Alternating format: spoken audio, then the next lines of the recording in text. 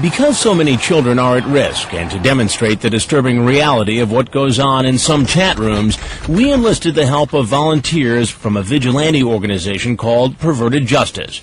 Volunteers of this controversial group are experts at pretending to be children online in order to catch and expose potential predators. And in most states, soliciting a minor for sex is still a crime, even if it turns out the minor is really an adult posing as a child. He had to stop at the bank first. While some in law enforcement strongly oppose any civilian group conducting sting operations, Perverted Justice volunteers say they are often able to provide authorities, from local police to the FBI, evidence to build cases and get convictions.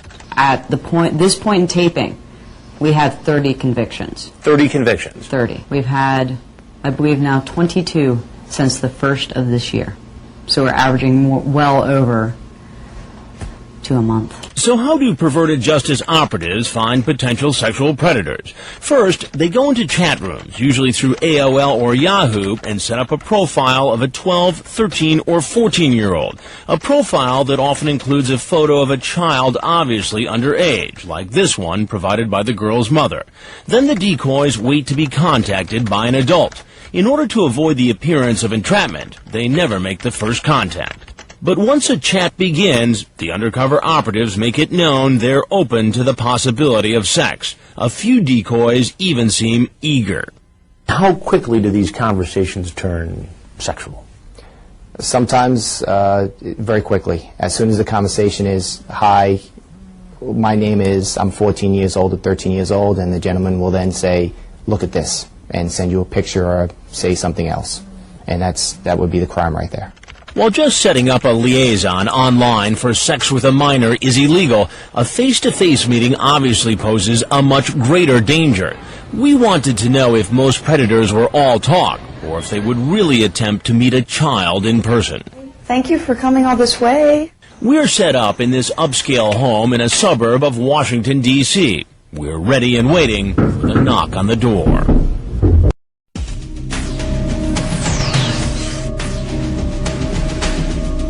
This lovely home in Virginia, just outside of Washington, D.C., has become the secret meeting place for potential internet sex predators.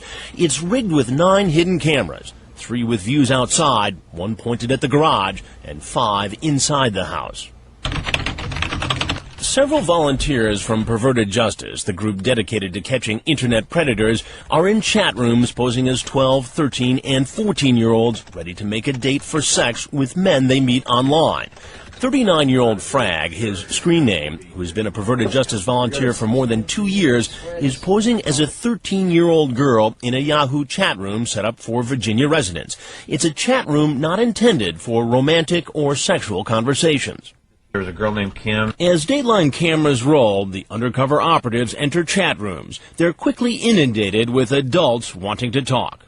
Here's a 46-year-old who calls himself the Sphinx 59.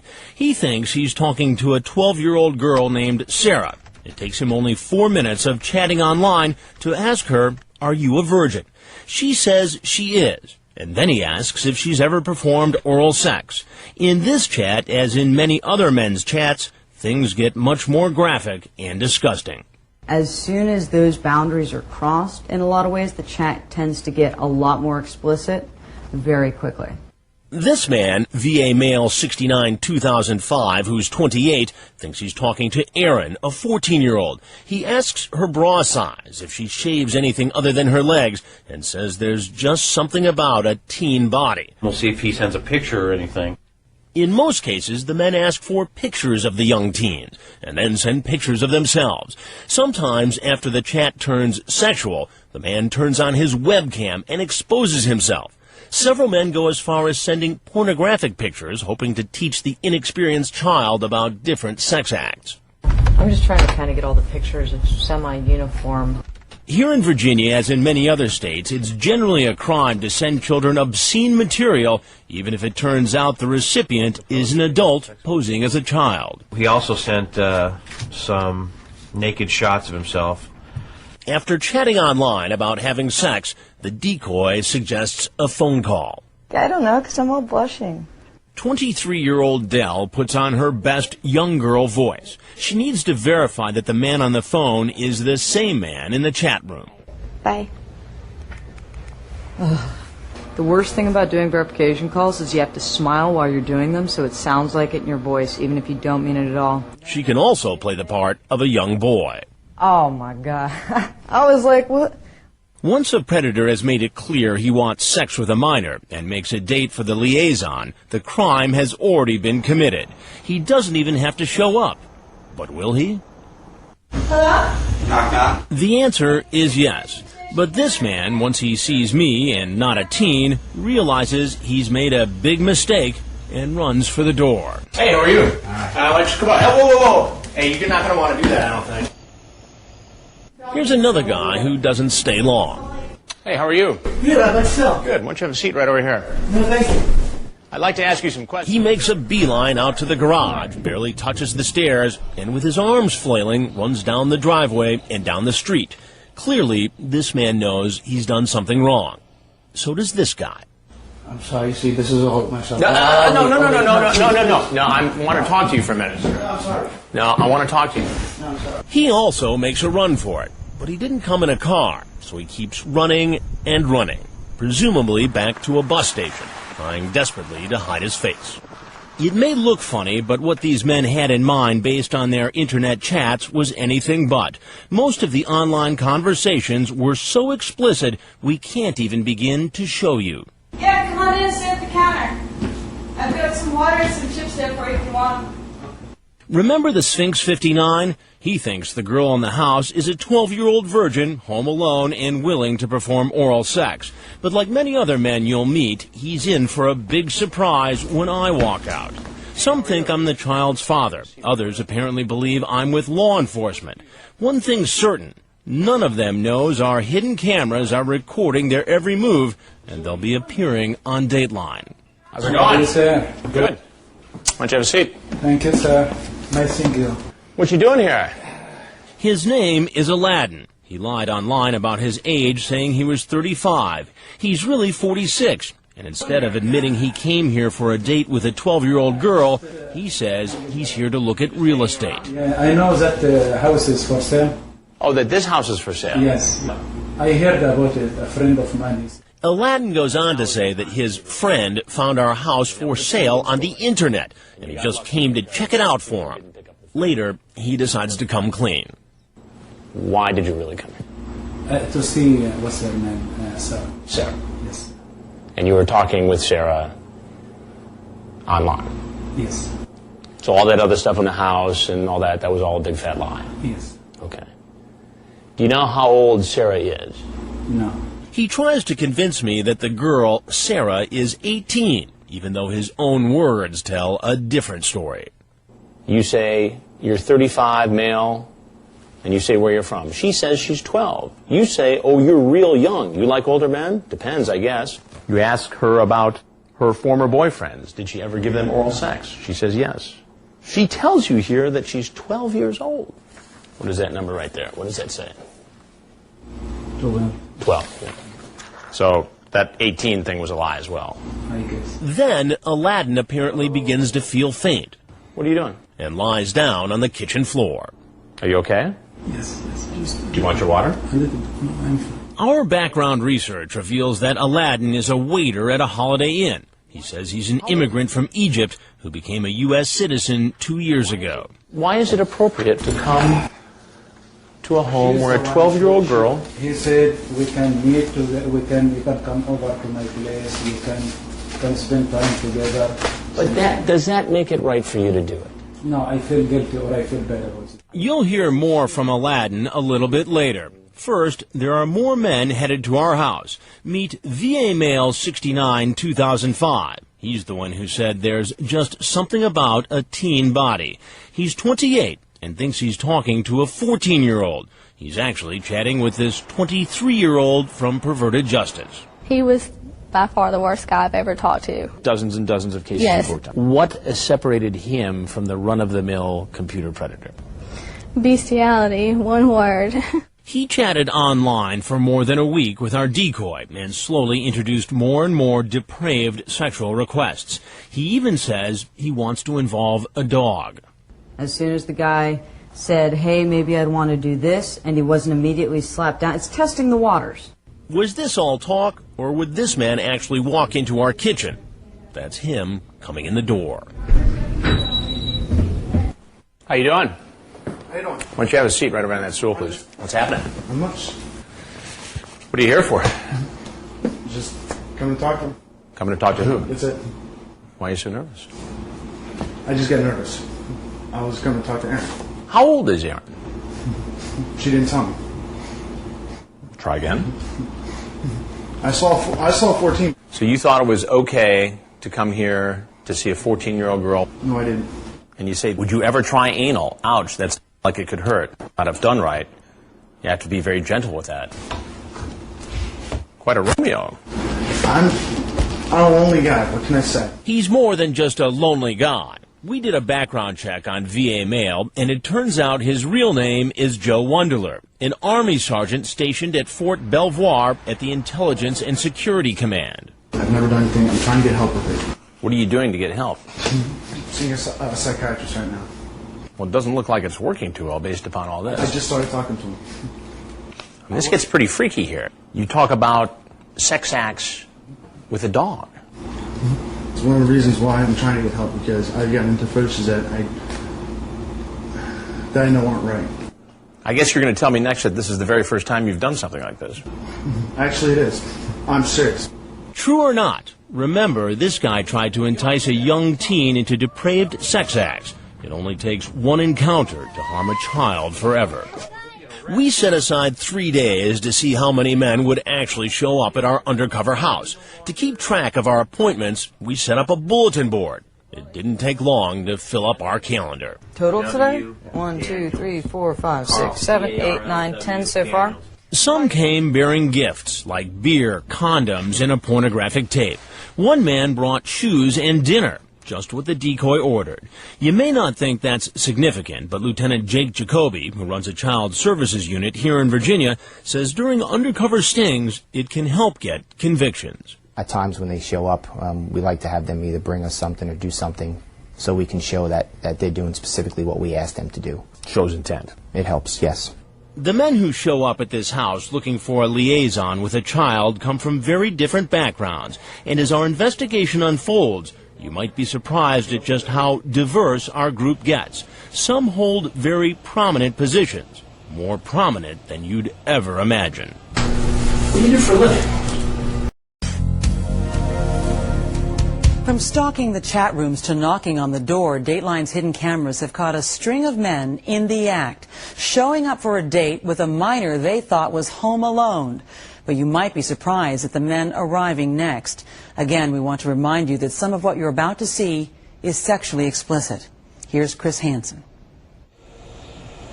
During our investigation, there's a parade of men walking up the driveway, through the garage, and into the house. 19 men in 3 days. In almost every case, the man engaged in sexually explicit internet conversations with a person posing as a young teen. And as you'll hear later, most of them said they'd never done it before and would never actually have sex with a minor. Did you bring beer? No, I think we can stop and get some on the way. And perhaps more shocking than the number of men is who they are. Our background checks uncover men leading double lives, men you would never suspect involved in this potentially illegal activity. This man letting himself into our house makes his living working with children. He's a special education teacher. Dell is now posing as a boy the man's expecting to meet. Just sit at the kitchen counter for a minute. Where are you? Oh, okay. I need to get my new shorts on. Okay. The teacher, Stephen Benoff, believes he's been chatting online about sex with a boy named Brandon who says he's 13. And how old do you think the teacher is? He's 54 and married. When I confront him, at first he says he thought Brandon was an adult. Well, he said he was 23. What's the problem? I have the transcript. That's what the problem is. Brandon said he was 13. 13? 13. And the teacher knows this because Brandon told him online he was 13. You talk about oral sex, anal sex, and all the different things that you'd like to do with him. What are you doing here? I thought I would come see him, but Come see him for what? I wanted to meet him. While online, our 13-year-old decoy asked the teacher to bring condoms. Did he? Mm-hmm. You did. You have them in your pocket. Mm-hmm. What does that say about your intent? Well, I always have them with me, but What is a 54-year-old man doing coming to this home to see a 13-year-old boy? I obviously made a big mistake. And he wasn't the only one, not by a long shot. Surprisingly, there were many men with impressive resumes, men you would consider trustworthy. You'll never guess what this man, screen name GBABB and SP, does for a living. Come on in, I just spilled Diet Coke all over my shorts. He's an emergency room doctor. Change up. Dr. Jeffrey Beck, a 50-year-old, is here to meet a boy he thinks is 14. I'll be right back down there. All right. Watch how he tries to follow our decoy upstairs. When I confront the doctor, he says he had no intention of having sex with the boy. He only came here because he felt badly for the teen who was left home alone. He was so anxious to have some company when he was left by himself for 4 days, but under circumstances it sounded neglectful. So you're the Good Samaritan. That's correct. During his online chat, the doctor was not as sexually explicit as many of the others who showed up. In fact, after we read to you part of the chat, you'll see he seemed to choose his words carefully. I'd like very much to be your friend. I don't think I even want to have sex with you until you're old enough for both of us not to get in trouble over it. Lots more to friendship than sex for sure. I would not tell. I'd done it before. Once we know each other well, whatever happens, happens, but I won't meet you for sex. But he does suggest getting physical. After talking about covering the teen with hugs and kisses, the 50-year-old says to the decoy who he thinks is 14, I want to cuddle you and make you feel safe and loved and cared about. Experts in this field say that kind of a discussion is consistent with somebody who's grooming a young boy for sex. You see what I'm getting at? Mm-hmm. What's really going on here? What's really going on was I came over to take him out for lunch. You ask, have you ever been spanked? He says, by my dad, but not for sex. Mm-hmm. You say, could it be fun for sex? He says, I can try. You say, want to spank a dad. Now you see how that looks. Yeah, it looks pretty bad. The doctor maintains he would never do anything illegal, but acknowledges a meeting like this could appear inappropriate. Now, if you had a teenage son who was home alone, would you be comfortable with a 50-some-year-old man coming into the house for a visit? I suppose it would depend on the 50-year-old man, but in general, no, I wouldn't. What about this guy? A man in his position is just about the last person you'd expect to be showing up at our house. It's 4 o'clock in the morning in an AOL chat room. This 54-year-old man, screen-named Red BD, messages a 13-year-old boy named Conrad, saying, I'm prowling for young men. What he goes on to say, and the pictures he sends are so graphic, we had to carefully edit them before putting them on television. And as you'll hear when we read from his chat log, it's clear Red BD knows what he's doing is wrong. You're only 13? Yeah. That's rape. Dude, I tell you that before. Yes, I remember. Oh, okay. Just you're so young. I've never been with a young man like you, but I would like to. While the two are chatting online, we conduct a background check and are absolutely shocked by what this man does for a living. And now he's in our kitchen after making a date for sex with a boy he thinks is 13. Hello? Hi. Hey, hold on a second, I gotta change my shirt. Yeah. Okay. Still Diet Coke on me. I gotta ask, you still gonna be up for tonight? We'll see. So how can I help you? What are you doing here? Not something good. This isn't good. Not good? I think that's kind of an understatement, isn't it? What do you do for a living? A rabbi. That's right, a rabbi. The man who sent naked pictures of himself is a man of God. He's a staff member at a Jewish youth educational organization. Now, presumably, You counsel families and children in your position as a rabbi. What are you doing as a man of God, as a rabbi, in this house, trying to meet a 13-year-old boy? Instead of answering, the rabbi asks to know who I am. But before I tell him, I want to ask him about those pictures he sent. You sent pornographic pictures. That's a federal offense right there. Okay, look. You know I'm in trouble, and I know I'm in trouble.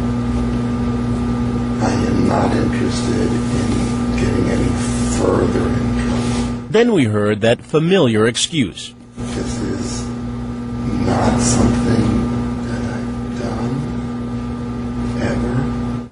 You've never done this before. You know, because I hear that a lot. You'll hear more from the rabbi later. Others are on the way. Here comes Special Guy 29. Earlier online, he told our decoy, who was posing as a 14-year-old boy, that he's an 11th grade English teacher. Then he told the boy that he hates condoms, but he's safe. Our decoy asks Special Guy 29 to bring beer and then throws in a request, a technique often used by law enforcement to illustrate intent. He types, "Side garage is open. Strip to your underwear and come in. I be in mine." The man says, "I don't wear underwear." So the decoy says, "Then come in naked." We never thought he'd really do it, but we were wrong. After casing our house, walking up and down the street, here he comes with the beer. And you can guess what he does in the garage.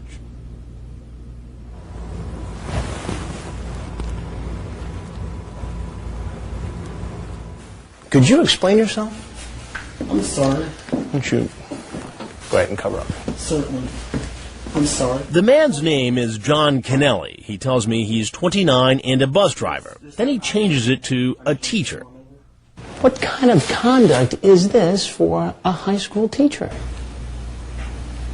No, sir, I've never done this before. So you just woke up this morning and said, I'm going to get involved in an internet conversation with a 14-year-old boy. I'm going to go to his house, strip naked, and walk in with a 12-pack of beer. No, sir. What would have happened, John, if I wasn't here? I probably would have chickened out, sir. After doing a deeper background check on him, we find out he's neither a teacher nor a bus driver. His father says he's unemployed, and he's not 29. He's actually 43. Do you know that it's illegal to have a conversation on the internet with the intent to have sex with a minor? Yes, sir, I did. He says he knows it's illegal, but it appears that's not enough to deter him. Whether he needs psychiatric help or the hand of the law, he still might pose a threat to a child. Stick around and wait till you see what he does next. This is the identical screen name. Online. This morning he changed nothing. Like the men you've met so far, you're about to see others who are quick to come up with a story when confronted by an adult. But what will they say when they find out they're going to appear on national television? Oh, no. Come on, guy.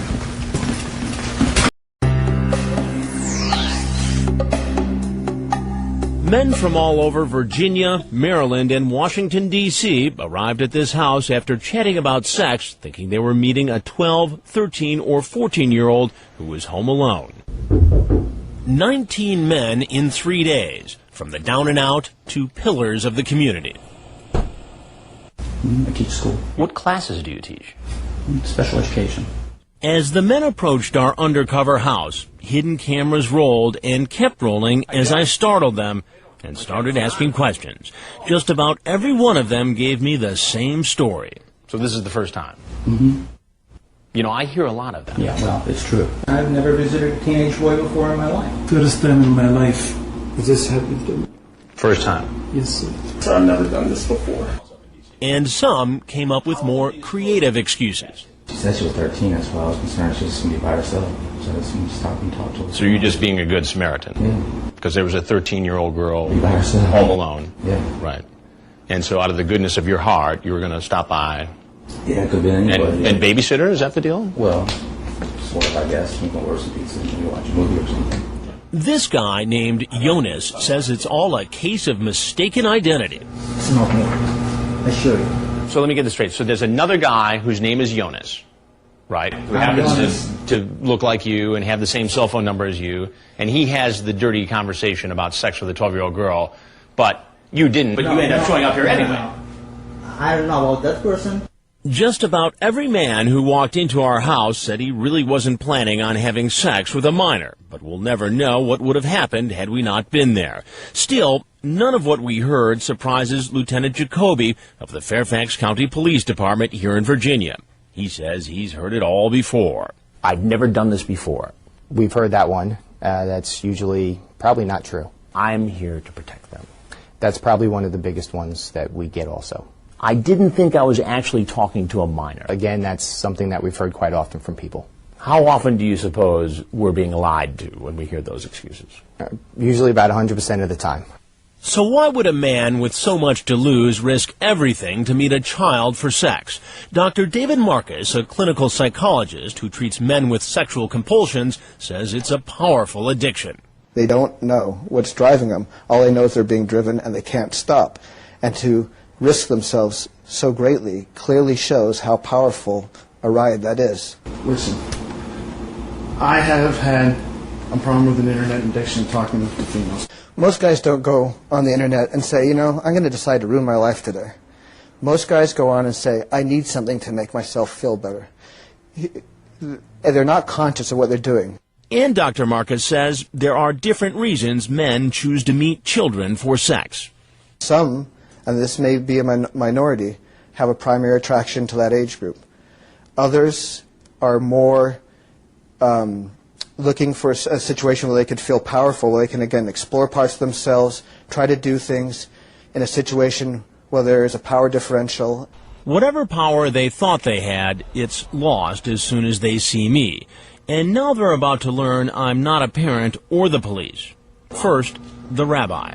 Could you please tell me who you are? I'm more than happy to tell you who I am. I am Chris Hansen with Dateline NBC, and we're doing a story on computer predators. No, come on, guy.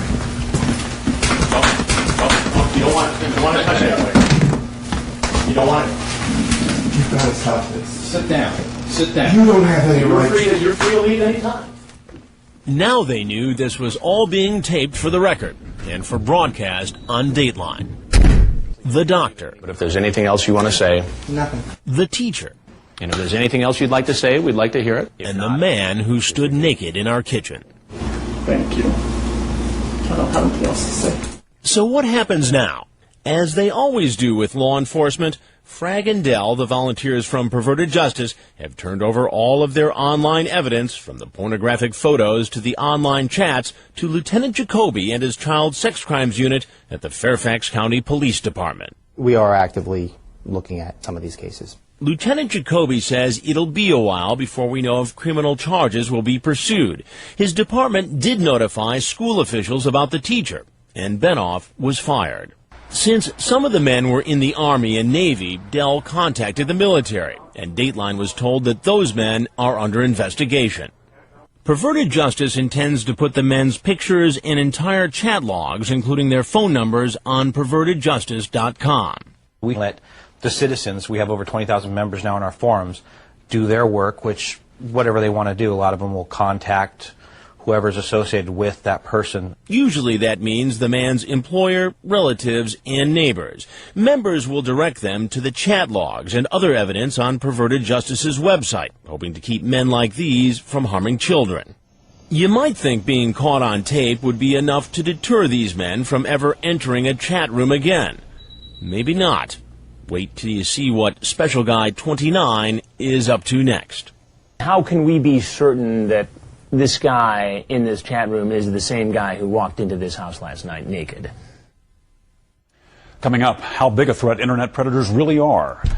And later, how you can keep your kids safe.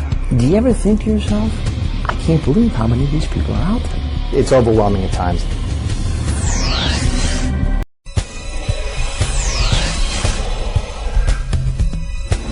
I don't have anything else to say. Take the towel to the rock. You might think that this 43-year-old man who walked into our house naked, ready to meet a 14-year-old boy for sex, would be so humiliated after being caught literally with his pants down that he'd never try it again. Yet we find him right back online, in a chat room, the very next day. How can we be certain that this guy in this chat room is the same guy who walked into this house last night naked? It's the same screen name. Same identical screen name. He got busted on Special Guy 29. He's changed nothing. He's spotted by a perverted justice volunteer who's posing as a 13-year-old boy. He just checked the kid's pic. Even these perverted justice veterans find what's happening hard to believe. If he keeps talking, then that's just going to be beyond comprehension. Yet he does keep talking. And again, the chat quickly turns sexual.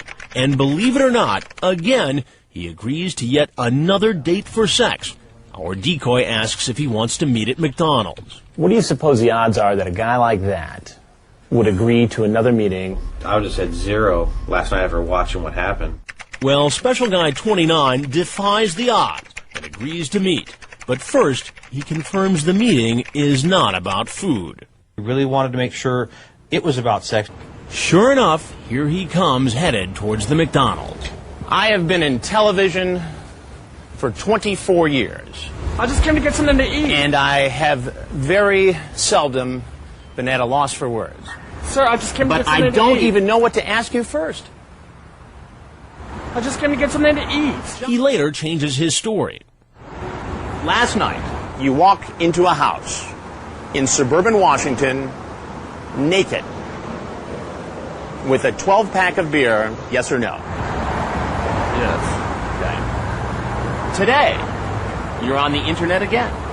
You have an inappropriate conversation with a boy you think is 13, and you set up a meeting here at this fast food restaurant. What was your intention? I don't know. The man admits he knows what he's doing is illegal. Then why do you do it? I need help, and that's what I'm seeing a psychiatrist for. As incredible as this looks, that a man would do this twice in 2 days, Lieutenant Jacoby isn't all that surprised.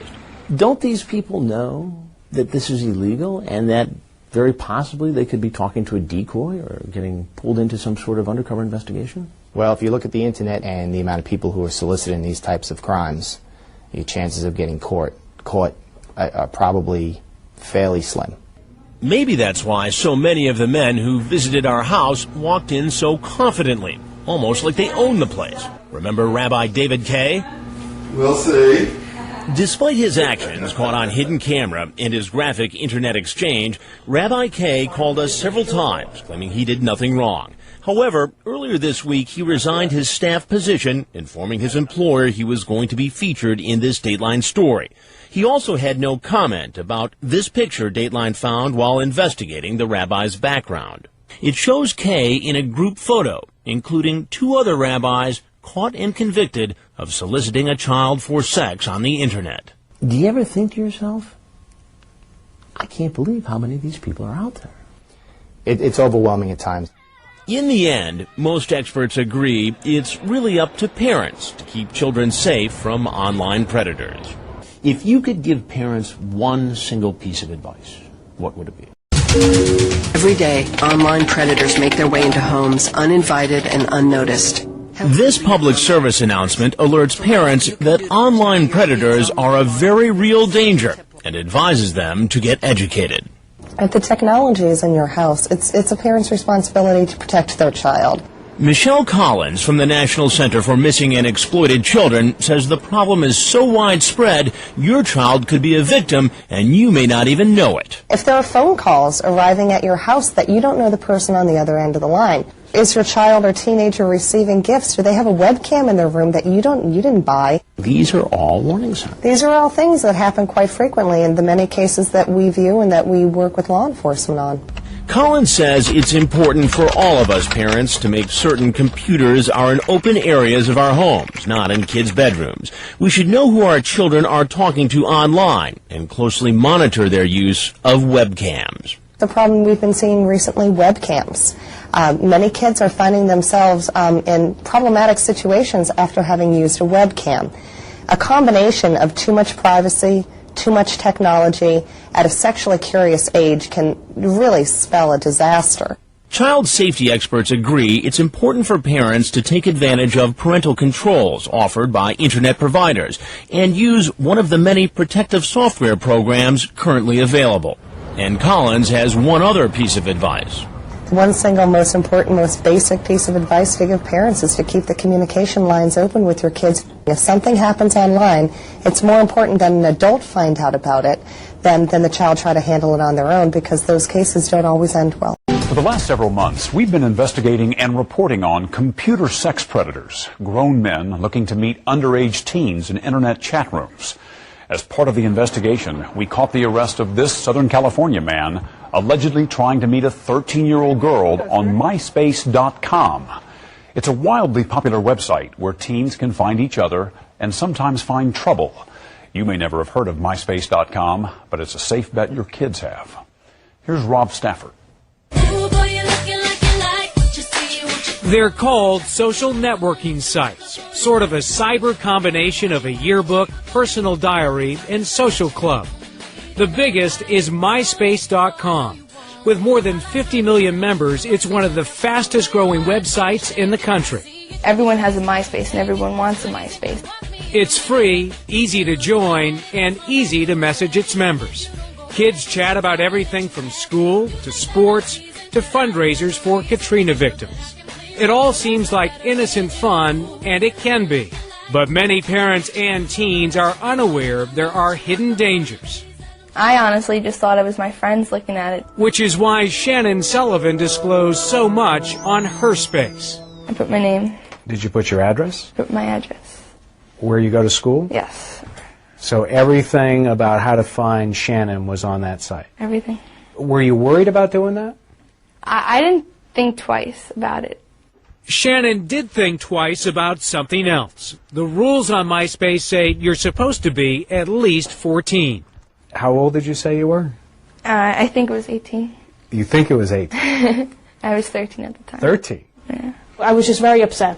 Somebody looking for a kid could find a kid very easily. I get a report emailed to me every day that tells me what website she visited. Shannon's mother, Margaret, happens to run the computer system at a private grammar school. She has parental controls on her home computer, and several months ago, MySpace popped up. Ever heard of it? No. She was stunned by what Shannon revealed and found the sites of other kids far more revealing. I found all kinds of pictures of kids in revealing positions, pictures of kids scantily dressed. It's a cyber secret teenagers keep from tech-challenged parents, not as savvy as Margaret.